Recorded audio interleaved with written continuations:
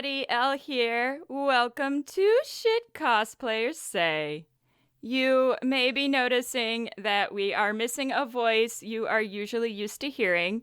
Ash is a little swamped with her job at the moment, so today you get the pleasure of hanging out with me and Undeadtoasty Cosplay. Hello, it's me!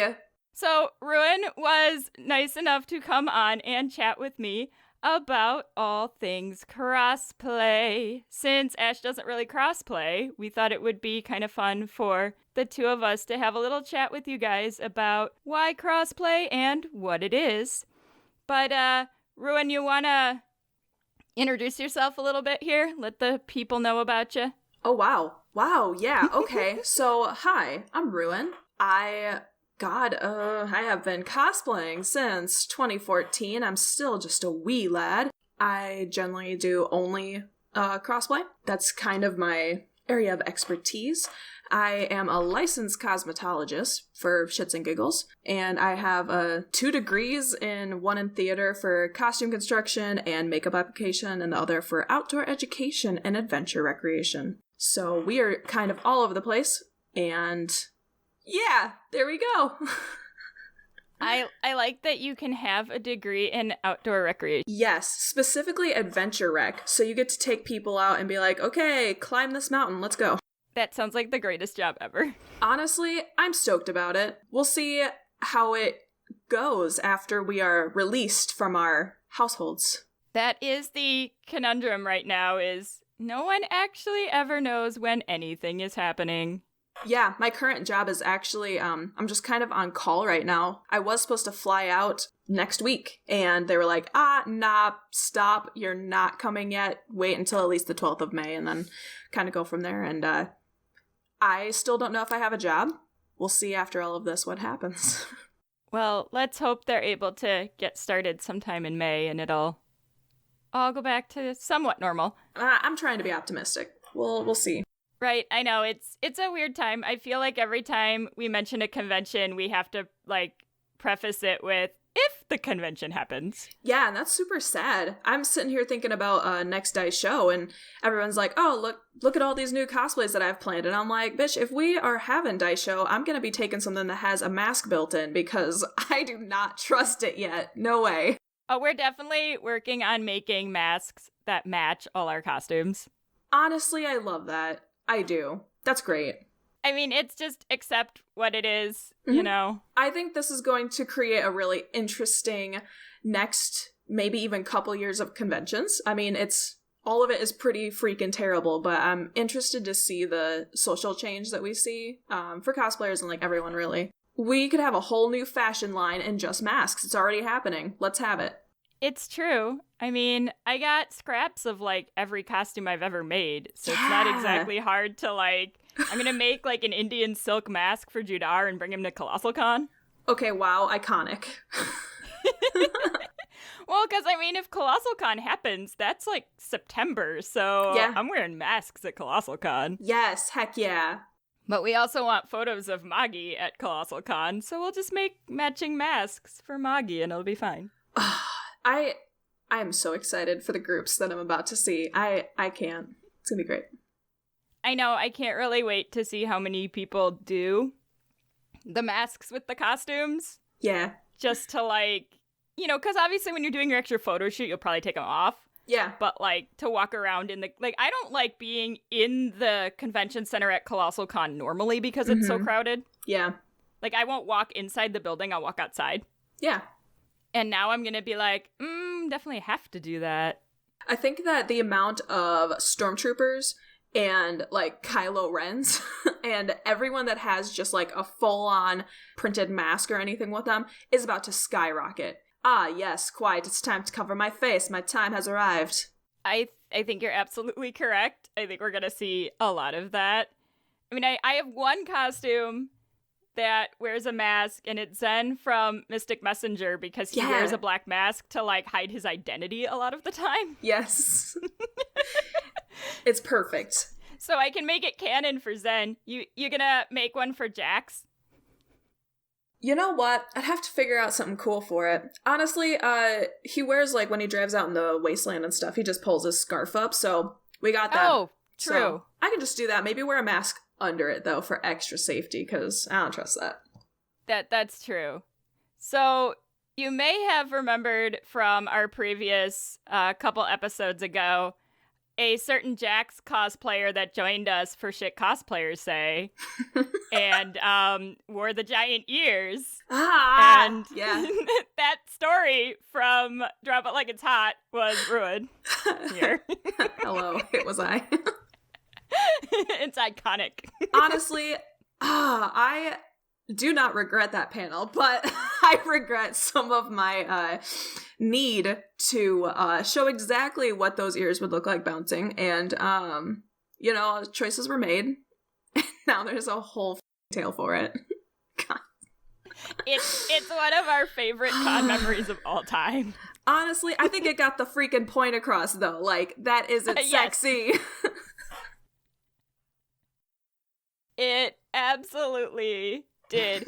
You'll also find it interesting to know that since we've done that panel, I have actually had multiple audience members feel that crossplay would be extremely sexy in that situation. My dudes. You are... No, you have been led astray. They have been led astray because no one understands the binder. No. Think you're gonna have any sexy time when you can't breathe. That's not happening. So did you get stuck in your first binder? Because I totally did. Okay, so everything that I've seen for like GC2B and everything, they're like, oh, don't pull your binder up over your hips. Okay, that makes sense. Like, we're not stretching it out and everything. The binder that I got first was Underworks. By the way, I love Underworks. Over GC2B, I find that like the control and everything is a lot better, but I also just don't mind being squashed all day.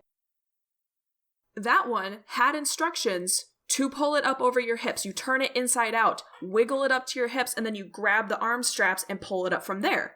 So I had a really easy way of getting out of it. I just had to mermaid my way out. I never had to go over the head. And then I got a GC2B one and I was like, oh my lord, this is awful. But no, I actually had an okay time. I've never tried that, but now I feel like I should for my Underworks binder and see. I mean, I still have that feeling of like when you try to get them on and off, you feel like your shoulder's going to dislocate. Yeah. Because you're trying to my shoulders are kind of wide for the rest of my my frame. So sometimes I have to sit on the floor and have Ash pull it off for me. Oh, God. I don't ever have, an issue with the shoulders, but, you get it down onto your shoulders, and because I am still larger busted, it gets stuck right there! And then trying to get them over top is the worst thing.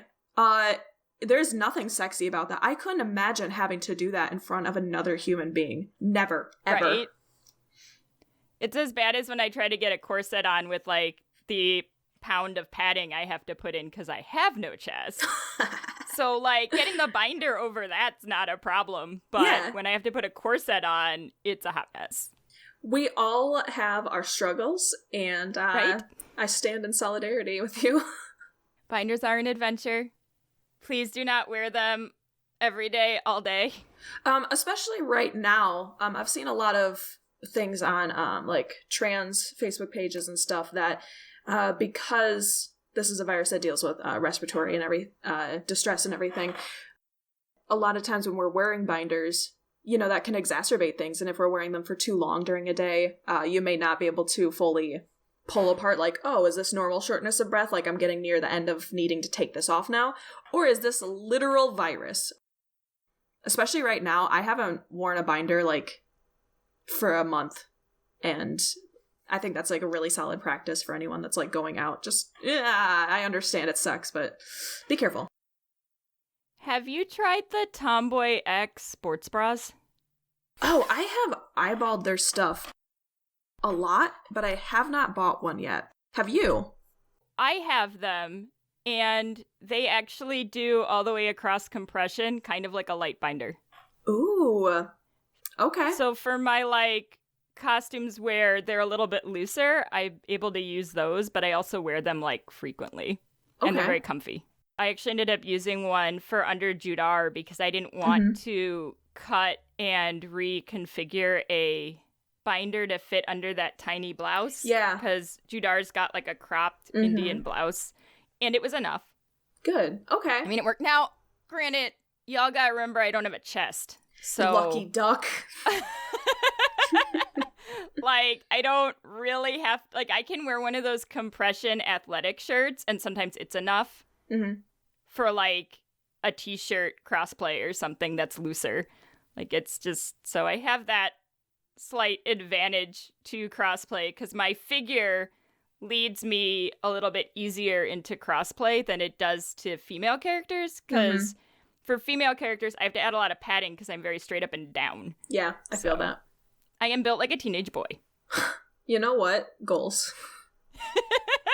Honestly, no, I'm aiming for bodybuilder now. I'm just gonna go for it. I want, like, strong.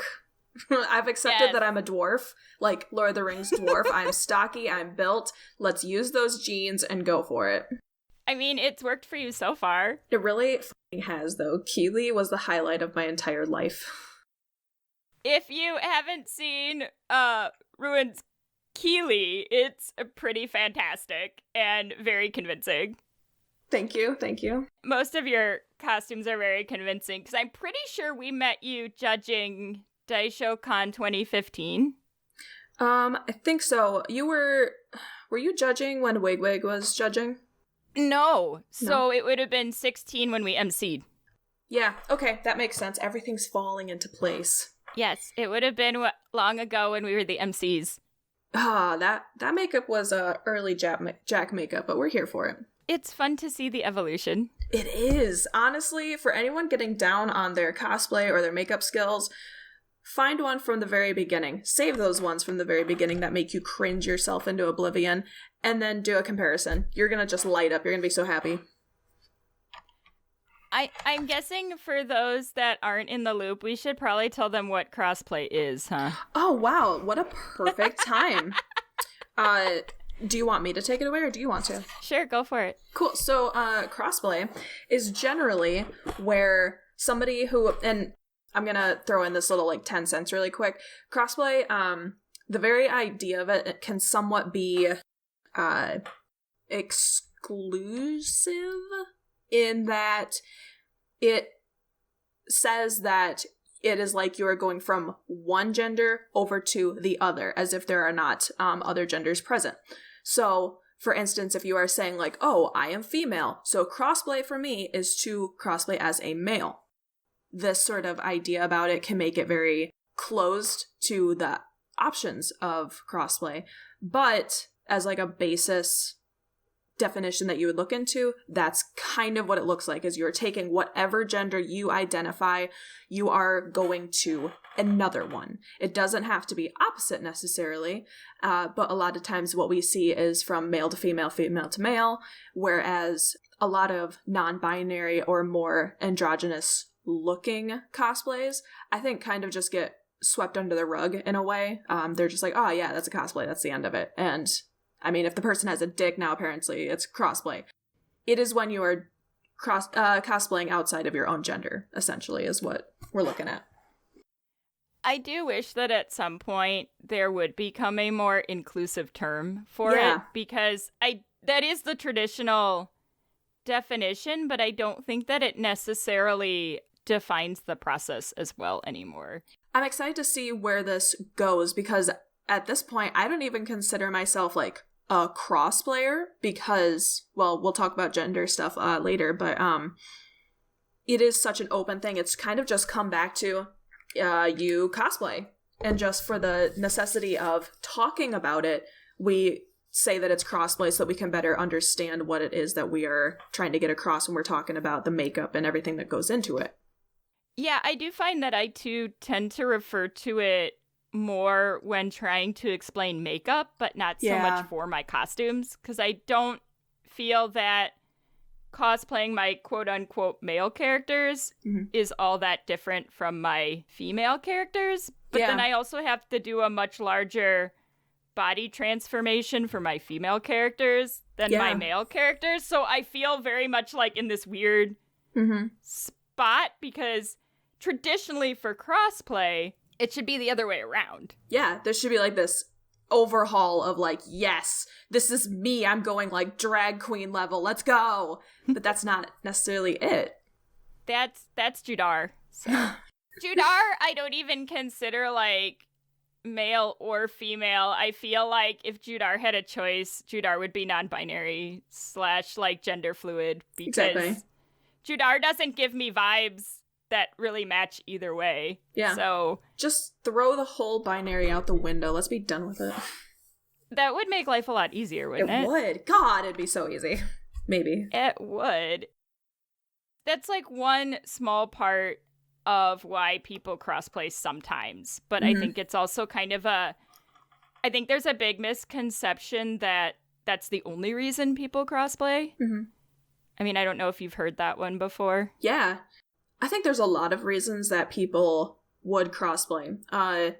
For instance, I think the first time I crossplayed, it wasn't really even on my mind that it was a male character. I was just like, this is who I want to be for this. This is fine. And it's such an interesting leap between like when you are wearing a Halloween costume, you're just like, ooh, here's this generic, I'm a firefighter today. The gender literally does not matter until you're older, and then it becomes sexualized, and then it's this weird thing. But when you first are like, yes, this character specifically, this is who I want to be, I think when you're still younger, you don't necessarily say, I'm going to cosplay as this man. It's just, wow, Jack Frost is pretty cool, let's go. And then you wear it, and then that's the end of it. But it's like the evolution of the process, almost. I guess, yeah. When you first do it, you aren't necessarily thinking about it, but then the more you do it, then you are given this label of like, oh, this is the thing that you're doing. And you're like, yeah, okay. And then suddenly, because now we are aware that that's not necessarily the like norm at first, then all of a sudden we're like zeroed in on it. So I think a lot of people do it because, one, it's just a character that you like. And a lot of times we like strong male protagonists. We like our strong female protagonists, but we don't get a lot of them. So we don't get a lot of strong non-binary protagonists. We don't, literally we don't get anything outside of like cis, hetero, like stuff. So we find somebody, we identify with that person, and we're like, yeah, heck yeah, they're super cool. Let's do this. Or you're like, wow, they're so cool, and I want to be like that. So you choose this person. And then I think that's when all the psychological stuff starts to come in. If you have ever wondered about gender for yourself, or even if it hasn't even come up, but then suddenly you have some sort of affirmation while you are in this cosplay, that's when things start changing for why you do it. If you've never really questioned gender or had any sort of, interaction with that area of yourself, nothing may ever come up. And it's just, oh, yep, I'm cosplaying this character, and that's the end of it. And I think that's where the really, like, awesome experiences come from. At least that's how it was for me. It's one of the great things about cosplay and this community in general is the different viewpoints and ways of life that you are exposed to that you may not have been otherwise, which may lead to you learning things that surprise you about yourself. Yeah. A lot of things. Wow. I mean, I've had a few of those in 20 years, so. Yeah, I could imagine. God. And I only started cross-playing in, like, 2014. Like, yeah. we did a Hatelia skit at Anime St. Louis, and it had to be America. Okay. And I didn't know what I was doing. But that is when Ash learned that I make a very pretty boy. And this is how we know. And it stuck. Yeah. Because then I did Helios, and we got fake engaged on stage, and everyone thought it was real. Oh my god. Did you not know that story? No. Okay, so we competed at Anime Midwest in 2016, and we did a skit with Princess Lady and Helios from Sailor Moon to Once Upon a Dream from Sleeping Beauty, and part of the way through, Helios proposes to Princess Lady. It is the campiest skit you have ever seen. It's like we turned it up to 11 with the acting. People thought it was real, and we come back to our hotel room to messages on our Facebook of congratulations of us getting engaged on stage. Oh my lord. Yes, this happened. This was a thing. Oh, bless their hearts. We still laugh about it to this day. I mean, we won Best Masters, so hey. I mean, congrats all around. Well, because we did take like a fake engagement photo too. You gotta. Because we're like, no one can possibly think this was real, and then so many people thought it was real. And then suddenly it real. It was real. They desperately wanted it to be real that day. They shipped it so hard. They made it real. My true crossplay journey started because Ash desperately begged me to be Adrian and Chat Noir from Miraculous Ladybug. Yeah. So I can fulfill her wildest dreams of meeting Adrian Agreste. Sometimes we gotta pull through for our friends, man. She's not on here, so I can embarrass her, but she cannot contain herself if I'm playing Adrian Agreste or Chat Noir. She gets that, like, dumb starstruck look on her face. Yes. And it's hysterical. You know, I think that's all of us a little bit. Like, when somebody's like, oh, which cosplay should I do next? And you're like, please, Jesus! Yeah, that's us. That's us saying I need this right now, so. But then, you know, the crossplay thing just kind of took off, partly because it made better skits with the characters we could use. It's true. Like, that's kind of where it started. And it's just, I identify better with these characters than the female characters that I have options for playing. I don't know. It's hard when you feel, when, like, outside forces tell you, like, oh, nah, you're shaped this way, or this is how you look, so you need to be this character. And it's like, nah, if you don't identify with that person, you don't have to be that person. I mean, there's a certain extent of, like, does cosplaying Jack from Jack and Daxter make my life easier because we have, like, similar somewhat structure going on? Yes, it does. But that doesn't mean that that's the only person I should ever, like, cosplay as, even though we're both broody assholes. Like, that's just how it is. But yeah, it's a lot easier for you to, like, do a skit or have fun with it when you're actually like, ah, yes, I resonate with this character. This works well. Well, exactly, because, like, we tried. We could not come up with a female duo for internationals. It just was not going to happen. That, and I don't like any of the female characters from Magi at all. So Ash has identified that I have a trend in my cosplay in general, and that I tend to play characters that I am attracted to. It's just a thing. It real. She's called me out on it, and then I had to go look back through my list and go, oh, shit. I guess that's correct.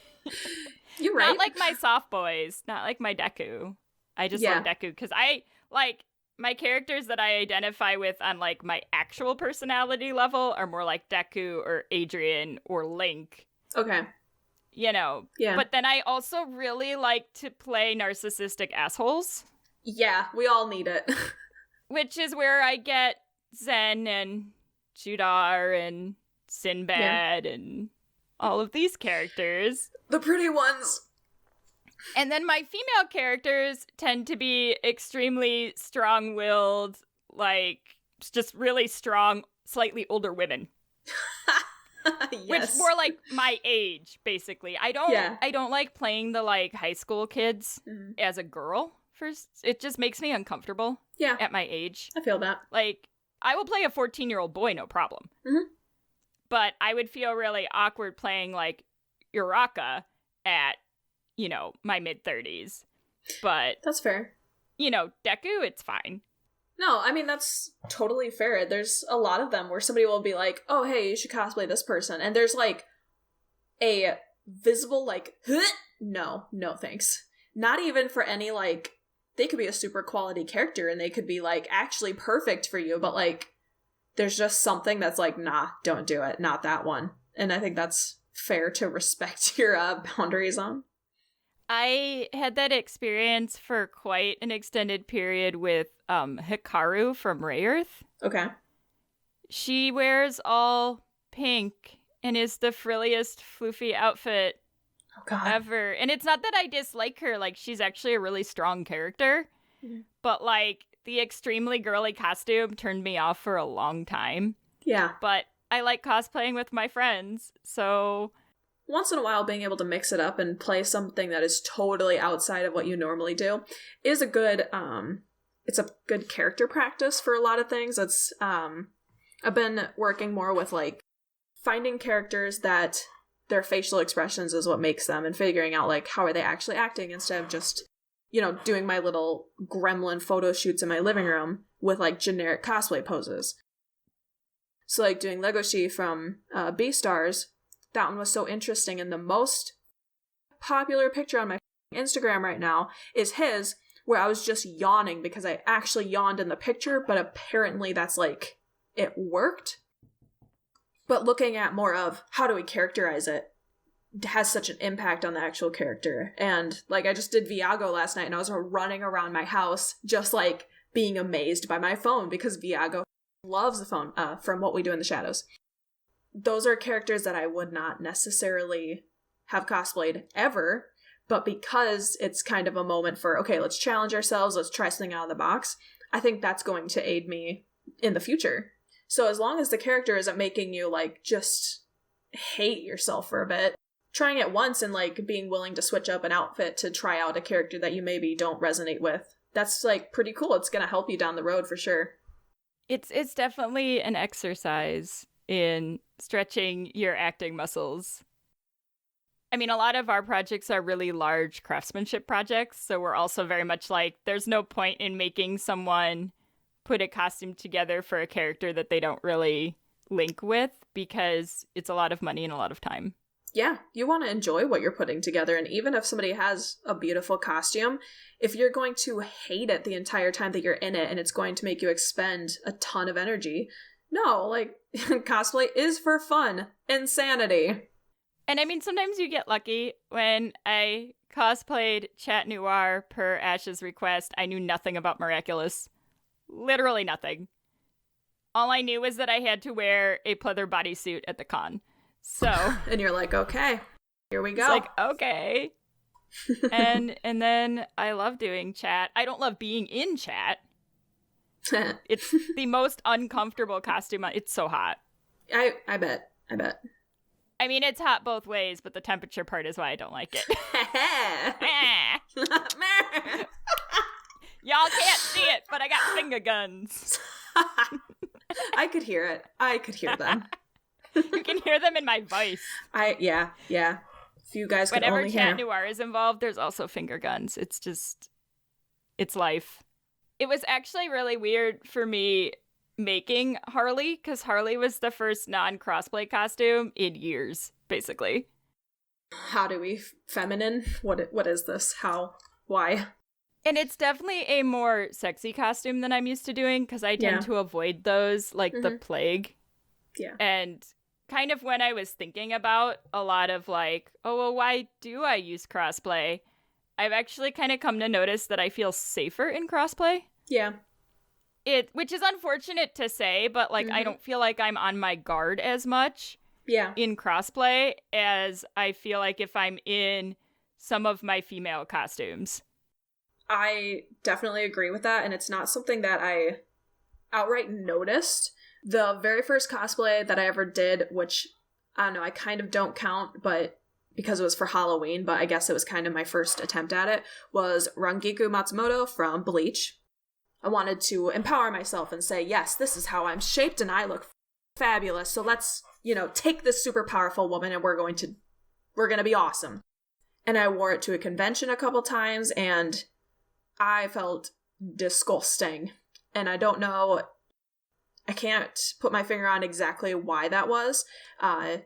Really until I started experimenting more with like my male costumes. And then I was like, that's why. But when I was in my anthropology class a while ago, we had to do a social norms project where you take a social norm, like the distance at which you stand from somebody when you talk, and break it so you get too close. So you would find a social norm, break it, and just record what you see from the people around you. I decided to do dressing up in costume when you were not at a convention. And I did one experiment at Walmart. It's Walmart, literally no one cares. And then I did one at a convention, and I got a couple different metrics that I got to weigh, where it's like, what happens to like the civvies when suddenly their norm is no longer the norm? I got to play with how I was perceived and how that affected others. So for instance, I walked around as Aang from The Last Airbender, who is generally a more approachable character, and nothing changed. I was like, okay. I had a couple families at Daisho come up to me and ask me like what was going on, like why was everyone dressed up, and so fairly approachable. Great, awesome. Then I dressed up as Jack. I hadn't noticed the difference until I was doing this project, but I specifically remember this one hallway. We were getting to go ready to go back to our room. We came around the corner and there was just so many people in the hallway, so many people, and turned to go down this hallway, and the people kind of like looked, and there was this moment of like everyone just backed up. They got out of the way. Now, if I was dressed as just like, okay, Rangiku or Aang or just as myself, you know for damn well sure those people would not have moved because it's a convention. They're just going to stand in the middle of everywhere and talk. So I kind of noticed that and I was like, oh shit, okay. I must just have like resting bitch face going on or something. And it happened again later on when I think we were just like in the main hallway, and there was this definite like parting of people instead of just sidling past them. It was insane. And I think there is a certain amount of, we're going to say male privilege, but honestly though, that's what it is. There's this definite, I was being perceived as more masculine, and therefore I demanded a lot more space. It's so hard to explain to people if they haven't experienced, because some of the female characters that I choose because they get that reaction that Jax gets. Like, they have that air of power. Yeah. And I don't get messed with. Like, even back in, like, we did the entire cast of Vampire Hunter D Bloodlust in, like, 2003, and I was Carmilla. I parted the seas at Asen. You're not going to get in Beryl's way. It's true. Because she's not going to let you get in her way. But then we have Harley, which was a very interesting experience for me at C2E2 because I hadn't done a popular female character ever. Yeah. And just swarmed. And then I forgot that, like, oh no, I'm in a female cosplay. So when these photographers are asking me to pose because they've asked me to stop for a photo, I have to think about what I'm doing. Yeah. Because they might be asking me for a pose that's going to expose me in a way that I don't want to be seen. Yes, absolutely. And it's something that I haven't had to deal with in years. Because I haven't done anything like Harley, and just doesn't get that kind of attention. Yeah, that's fair. It's just so weird, the things you have to be concerned about when you're in a female presenting costume. Yep. That you don't have to be concerned about in a male presenting costume. Just the fact that you have to care about how you're posing, not just to make your cosplay look good, but how much of you is being exposed at your expense. And when somebody's like, oh, hey, nice cosplay, can I like take a picture of you? You don't know how much they're cropping in when they take a picture. I mean, for Rangiku, I wouldn't be surprised if half of them are just cropped in on my chest. And that's awful to think about now, and it's really hard to be proud of that cosplay because of it. It feels like dirty and I don't want anything to do with it. And I know that some people do get a certain amount of empowerment from cosplays like that, and that's awesome. But that's not something that I find empowerment in myself, and I think that's one of the big factors why I kind of moved away from them. Well, and the interactions are so different too. I haven't had any issues with women. Like, when I'm in crossplay, they're much more polite. I did have someone cry over me being in Chat Noir, though, and that was the greatest reaction I've ever had. Getting a good cry is always nice. legit, like, boy band cry Yeah. over my existence. We've also had it happen with Zen. It is the greatest thing to ever. If y'all have never experienced this, it is by far the greatest thing that ever happens. And it's weird because, like, you just stand there and you're like, I don't even know how to take this. And then you just laugh nervously and you're like, it's okay. You're I just doing play great. into it. I continue in character. Yeah. For the entire thing. God. Like, Zen is the best one when it happens, because Ash will be 707, who hates everything I do, and I hate everything she does. So... So when I have girls, like, swooning over my existence, I just feed into it even worse, and then she just gets more angry, and it's great. I can't stay in character when people are, like, being ultra nice to me, because I literally just can't. First, because, okay, if I'm Jack, because let's be honest, that's, like, the main person I cosplay, he's just, like, he's such an asshole most of the time. So... his reaction would not work, because I would be afraid that the person would think that I'm actually just being, like, you know, rude, and finding that middle ground is difficult. And also when somebody's like, oh my god, nice cosplay, I'm like, oh my god, thank you so much! Because I'm literally, I can't believe you just stopped to tell me that you have graced me with this compliment, thank you. No, I feel that. That's I've had that happen a couple times, and then they look at you so confused because that's not the voice they expected to come out of that person. Yup. Yeah. I have ruined the vision, the whole what am I trying to say? I've ruined the package many times by turning around and just, like, highest pitch voice I have without even recognizing it. It's awful. That is one of the hardest things about playing crossplay characters that children enjoy. Yeah. You can't break it. Yeah. Like with Chat and Adrian, like, I have to hold it together. Mm-hmm. And like continue to stay as that character. Yeah. And so then everyone gets called princesses because, you know, it makes sense. Yeah, for anything that's, like, that's very popular for any kids, whether it's, you know, Jack Sparrow, there's a certain way to... okay, there's a lot of things that can be said about, like, the way that you hold yourself at a Renaissance fair or at a convention, but when a kid comes up to you and they're like, oh my god, this is Jack Sparrow, this is, like, Pirates of the Caribbean, here we go, there is a certain amount of expectation from it, and I think that's kind of why I moved away from super duper popular things that more people would either recognize or, like, kids would recognize, because sometimes I'm just not in the mood. I'm not going to hold character. That is the exhausting part about popular, and we didn't typically do a lot of popular characters, but now we have a few, and they are absolutely exhausting because everyone wants to stop you. Yeah. And it's like, I gotta go to this thing. I can't. I'm sorry. I literally have a panel. Right now. Like, I gotta go. Like, I gotta go, guys. I'm sorry. Like, I'm sure I offended a few photographers at C2E2 while I was trying to, like, book it to the contest. But, like, that's important. You have something you have to do. And I feel like a photographer, if they're like, oh my god, you look so good, I want to take your picture, they should understand, and yet it's not. Should.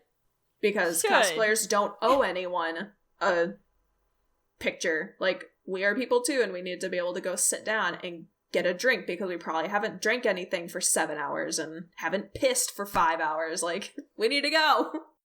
It's hard to pull yourself away, you know, like, because you're having such great conversations and people, like, they want to come up to you and they want to talk to you about, like, oh my god, so, like, this is my favorite character and I'm so happy that I saw you because, like, this formed my childhood and blah, blah, blah, blah, blah. And you're just like, oh my god, me too, I totally get it.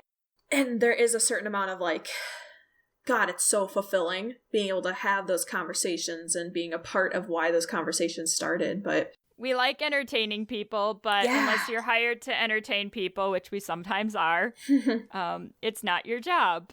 Now, when we are hired to entertain people, we will go hide in our hotel room and decompress because we need a break. We cry behind closed doors. We do cry. Yes. Us performers must cry behind closed doors when we are not on the, you know, metaphysical stage that is the con floor.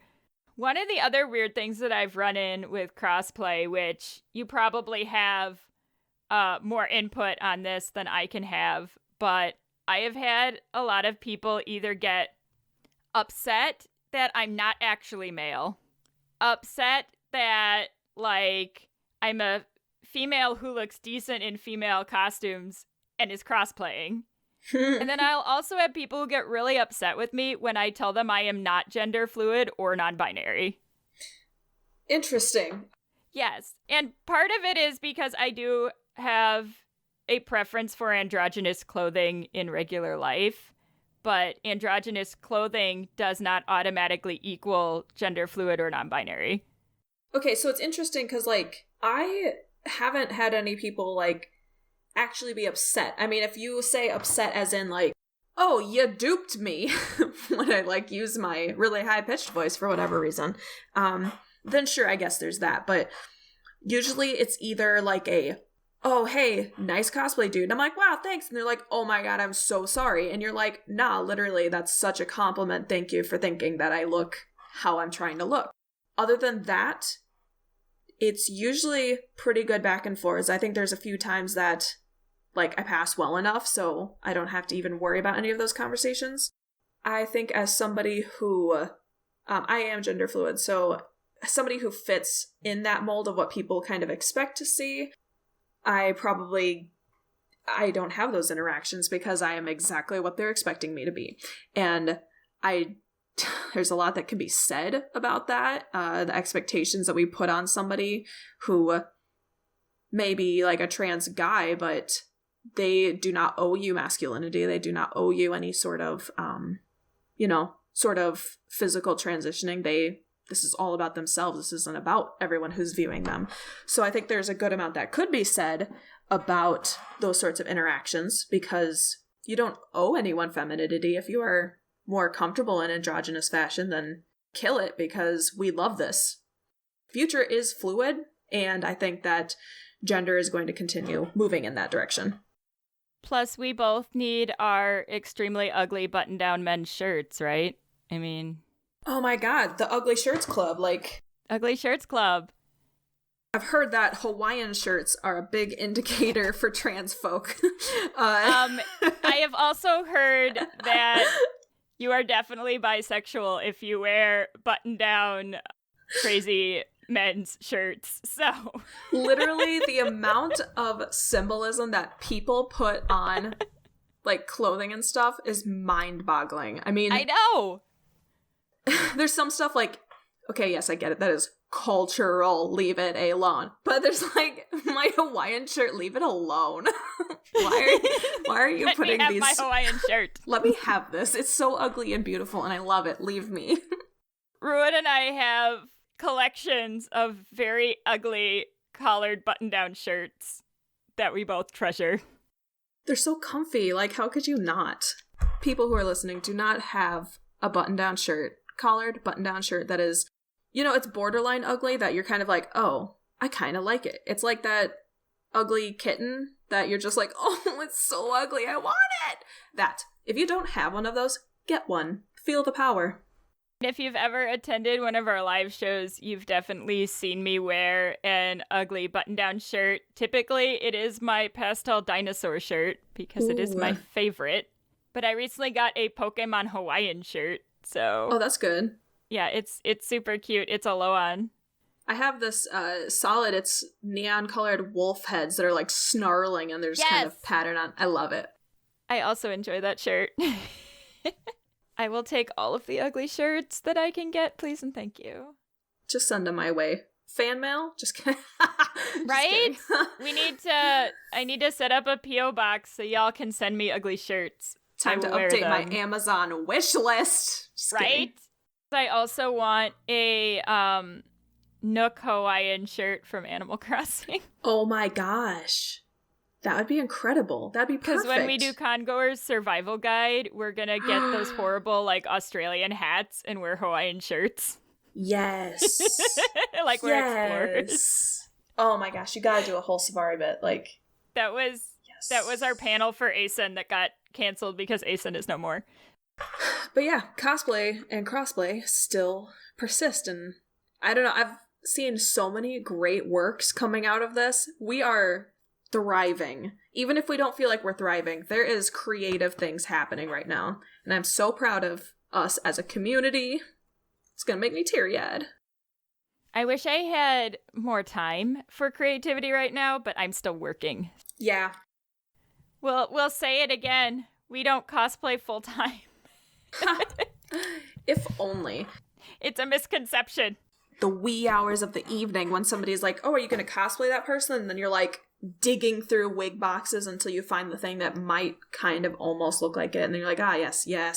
At least that's how I do it. I've fallen back a lot on closet cosplays, casual cosplays, because generally people that work in adventure rec or outdoor education are a lot more minimalist. You know, they do like communal living. They're kind of hippies.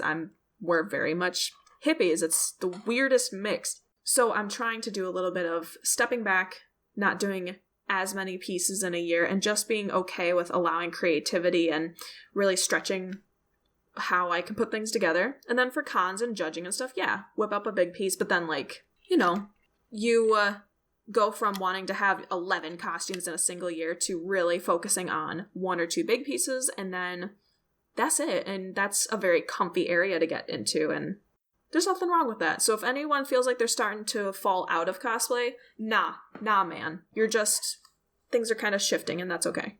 Attraction for creativity is kind of one of the big things with crossplay. It's kind of where it starts out, usually. Yeah. I feel like you start out wanting to try something different, and then just kind of evolves, as is cosplay in general.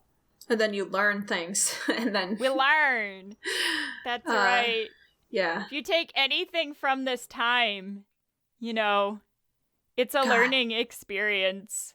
And it doesn't mean that you need to be, like, constantly crafting. Like, it's a learning experience about your hobby, but it's a learning experience about yourself, too.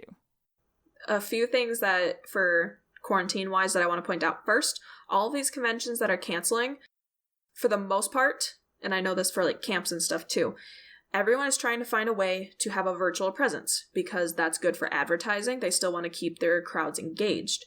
Take advantage of this. I've taken so many free classes right now. I've learned so much over the past month just because everyone is trying to keep engaged with people. Utilize that. Figure out what cons have been canceled and see if they're running anything, because you can get a lot of really good panels out of that if you want specifically cosplay. My partner is looking into tech conventions that have been canceled, so he's getting a lot of that stuff worked out. I'm gonna be watching one of my favorite artists spin tonight for Room Service Fest for free. That's crazy. So use this time, even if you're like, wow, I can't get off the couch, I can't get out of bed, I literally do not have the energy today. It's okay. Be patient with yourself, but you can attend free live concerts. Like, give yourself that little bit, because it is like a giant, big, traumatic event. If you don't come back loving yourself a little bit more, you know, obviously that's not wrong, but maybe that's something that we can focus on a little bit more now that a lot of what we normally are used to has been taken away. We got that self-love, guys. Okay, I'm off my soapbox. No, we welcome your soapbox. Self-love is important. Yeah. And, you know, when you are feeling good, it is a good time to experiment and try new things. Like, if you haven't tried crossplay, this might be a good time to give it a shot. Yeah. You might discover, well, potentially way more than you ever bargained for, but small things. I just got done doing a masculine makeup for the masses panel over at PucciCon. Usually when I do my crossplay makeup, I'm like, okay, this is my character, these are the differences between our faces, this is how I do it, and I try and look like them. Well, for the first time ever, I just took my own facial structure and I celebrated it in a masculine way. And wow, I could go on for ages of what that like meant for me. But skill-wise, I now have a much better understanding of my facial like architecture, so that when I go to do this again, it is going to be a lot easier for me to isolate those features and figure out how to better bring those out in the future. And I think that's, even if you're just going to sit down and play with some makeup for no specific reason, do it. take some photo shoots, live yourself, and then I think you'll get a lot out of it. Really, the beauty of cosplay are the things that you discover about yourself along the way. Yeah. Things you just never really knew were important, or things that you didn't know were a thing, can be very well confirmed in this process and in this community, which is like kind of the reason why we've stuck with it for 20 years. I mean, there are not a lot of people that can say they started in 1999. So there is some toxic stuff in our community, and I think all communities have that, but obviously there is something that continues to bring us back, and I think we're getting a lot closer to fully understanding what exactly that is, and everyone's going to have a different take on why that is, but gosh, like, so thankful for so much that I've learned over the years, because I would be a totally different person, and that's crazy to think about. And friendship is magic. Friendship is magic, my little... Okay. Wow. Well, I think that is probably all the time we have for today. That was lovely. Thank you for having me. Thank you so much for coming and chatting with me. Absolutely, anytime. This is great. You're always welcome back if you want to come hang out. Heck yeah. But you can find Rouxan at Undeadtoasty on Instagram. Mm-hmm. Do you have any other social medias that you like to use? Honestly, you could probably type in Undeadtoasty just about anywhere. Not those sites, guys. You could type it in on Facebook. You could do DeviantArt. I have a Redbubble account if you want my face on a mug for whatever reason. But yeah, Instagram, I have a link tree on there in my bio, and that'll show you a whole slew of things that you can explore. But Undeadtoasty, anywhere, you'll probably find me. Well, and Rouxan does some Instagram live makeup tutorials every once in a while. So if you want to learn more, they are who taught me better ways to do my makeup as well. So I highly recommend their instruction. Absolutely, thank you. And it's simple. Like, you make it simple for everyone, which is nice, too. Yeah, I love talking about makeup so much. If anyone literally wants to message me and go, hey, could you show me how to contour? I'm about to start up a live stream. Get your brushes and we're going, guys. Because, like, I am here for this. I want everyone to feel super confident in what they're doing. So I love talking about it. Maybe we'll have to have you back for some makeup instruction because I need some help with Judar. Let me know. We will set up a whole stream for this. It's going to be great. Let's do it. Yes! Let's do it. Because I need ridiculous amount of makeup for Judar and I don't know what I'm doing. That's okay. That's totally fair. We will forge our own path here. See, guys, this is why you do the cosplay thing, because then you make friends and then you help each other, and it's magic. I'd be nothing without all my friends. Well, guys, I'm Elle. And I'm Rouxan. Just kidding. Yes. God, I just ruined it. So, no, ruined. You're fine. Continue. Oh, this was Shit Cosplayers Say. Bye, guys. Bye.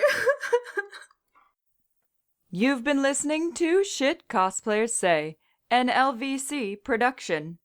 You can find us on Facebook, Instagram, and Twitter at Podcast SCS.